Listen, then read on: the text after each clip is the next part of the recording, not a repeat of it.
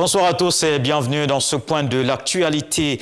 La Côte d'Ivoire indépendante à 61 ans cette année. Cérémonie de prise d'armes ce samedi 7 août au palais de la présidence de la République. C'était en présence du Premier ministre qui représentait le chef de l'État. Une célébration officielle sobre mais non moins édifiante de symboles. Jérôme Kofi Abolin. 7 août 1960, 7 août 2021, la Côte d'Ivoire indépendante à 61 ans. 61 ans de souveraineté, l'événement a été célébré ce samedi sur l'esplanade du palais présidentiel. Une célébration sobre pour cause de crise sanitaire provoquée par la pandémie de la Covid-19. Par conséquent, pas de défilé militaire, mais plutôt une prise d'armes pour juste marquer l'événement devant les troupes d'honneur rassemblées sur le lieu choisi à cette occasion. Comme temps fort, la montée du drapeau et l'abidjanaise.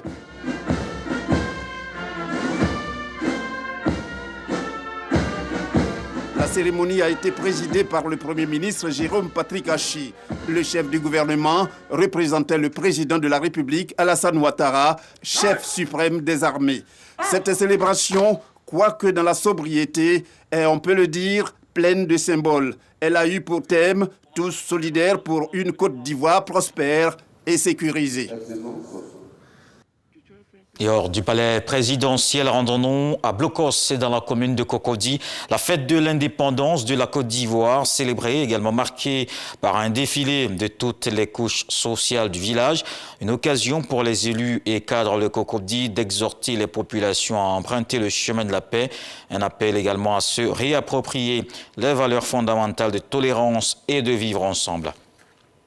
Dans le 20h, on reviendra largement sur cette fête de l'indépendance de la Côte d'Ivoire. Autre chose dans l'actualité, à Accra, il vient de se tenir les travaux de la signature de l'accord de siège et la réunion spéciale sur l'initiative Cacao Côte d'Ivoire-Ghana.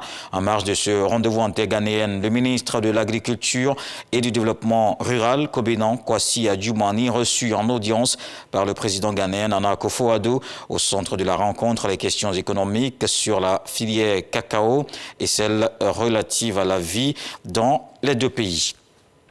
Dans le reste de l'actualité, au Mozambique, les forces rwandaises et mozambicaines avancent dans les bastions des insurgés Al-Shabaab dans la région de Cabo Delgado.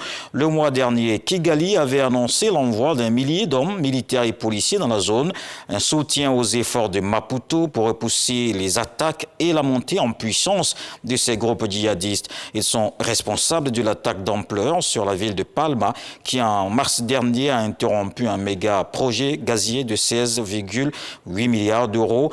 L'armée rwandaise fait le point sur les opérations. Le porte-parole parle seulement de quelques blessés chez les Rwandais et d'une centaine de morts du côté des insurgés. En sport, elle vient de marquer l'histoire de son pays. Première femme égyptienne médaillée d'or, la karatéka égyptienne Ferial Abdelaziz sur la plus haute marche du podium olympique dans la catégorie des plus de 61 kilos ce samedi à Tokyo. Elle a battu en finale l'Azerbaïdjanaise Irina au point. Elle apporte à l'Égypte sa première médaille d'or depuis les Jeux d'Athènes en 2004. Dans le 20h, on aura la page culture ce soir. Angelbert Kwasi est notre invité.